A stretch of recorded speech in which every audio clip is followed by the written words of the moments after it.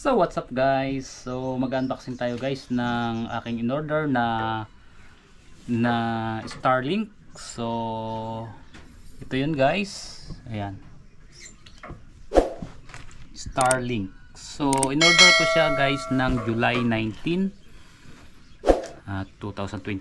Then dumating siya ng July 24. So yan guys. Ito. So ito yung tinatawag guys na Reforb o Starlink Standard. Ayan. Ito yung Reforbis ata. Parang ganon yung ito guys yung nasira tapos binalik kay Starlink. Kaya mas mura siya ngayon. Dati nasa 29 to 30,000. Then nag-sale sila mga 19 to 20,000. So ngayon guys ay nakabili na tayo guys nitong Starlink 15 plus 14 siya, meron kasamang shipping fee guys. So ito yung tinatawag na Reforb.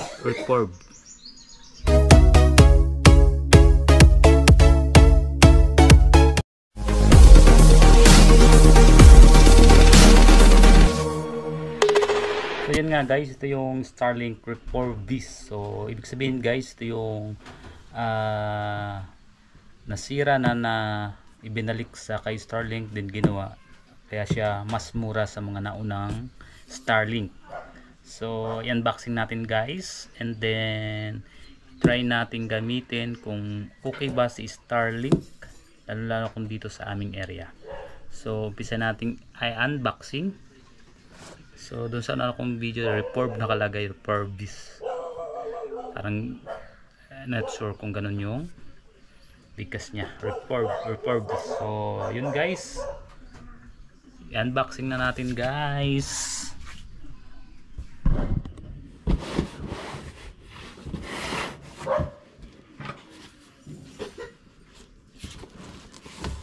Yes. Unboxing. Open na natin.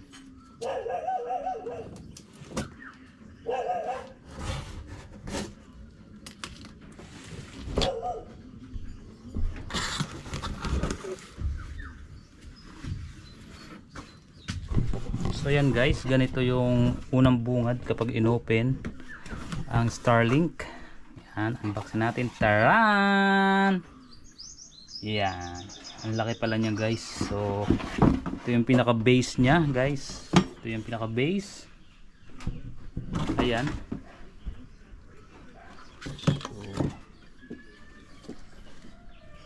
So, space baby. Yan.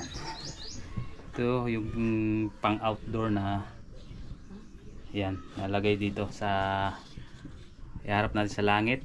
Yan. So ano po bang kasama nito? Yan, ang kasama niya itong yan. Ganyan yung baby. So yan ang kasama, ito yung pinaka modem niya, ito disk. Ito yung modem. Itong mga cable. Ayan. So dahil bago pa lang tayo guys, hindi pa natin alam kung ano mga tawag dito. Ang alam ko dito, kung di ako kakamali, is this. Ito yung modem. Papaturo lang tayo guys. May nauna ditong nag-order to, magkapaturo na tayo. Then ito yung base. Ayan.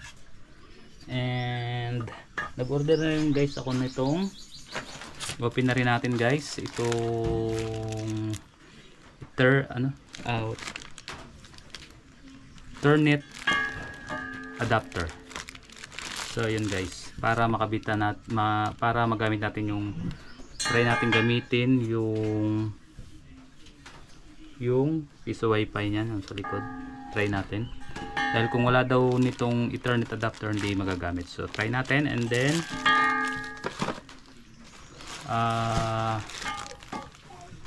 itong isang ito is Microtech. order na rin tayo guys. So ito open natin to guys, itong in order ko rin sa Starlink. So direct kong i-order guys sa Starlink, sabay silang dumating. Yan.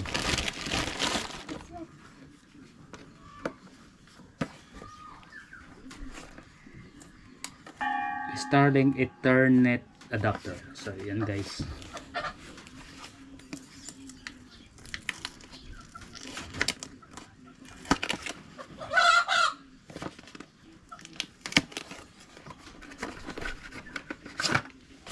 So yan. Yan guys. So. Ganyan siya. So nabili ko ito ng 3.2. Then yung ating Starlink is shipping fee. At yung bumili rin tayo na guys ng Microtech. So gamitin natin sa piso wifi. So yun lang guys. Maraming salamat sa panonood. So abangan nyo guys yung kung okay ba dito yung signal dito sa area namin. Ayan, ito yung Ethernet adapter. Ito yung dish, ito yung modem. Ayan. So what's up guys, so aking i-unboxing to guys, itong aking in-order na Microtech. Ayan guys. So yan, nakalagay naman no video return refund. Ayan, pag hindi ka, ayan, kailangan nating i-video. Ayan, fragile. So in-order natin guys ito dahil gagamitin natin sa Microtech. So yan, open natin guys.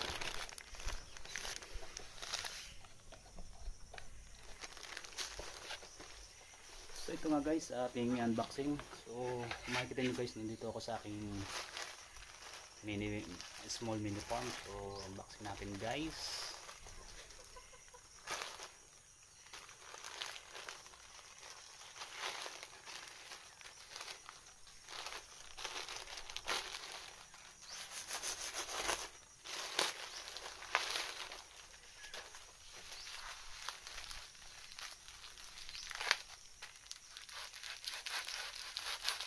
So in-order dito guys dahil kailangan ko sa gagamitin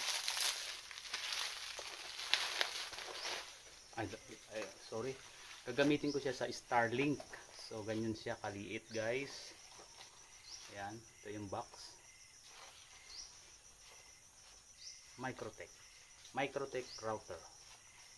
So ito guys, ang features nito is binablock niya yung black torrenting, black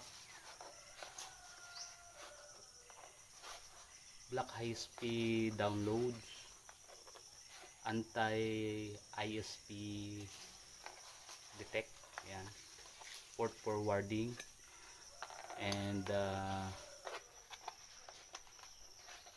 games priority. So ito yun guys, ito yung features nya, yung gawain ni Microtech. Ganyan siya kaliit guys. Thank you kay sir, nakalimutan ko yung Facebook page nya. So pero yung sender is Sir Amado. Thank you po. So yun guys, kaya ko ito si in order ay gagamitin ko sa Starlink. Ayan, nakalagay dito Starlink version 5.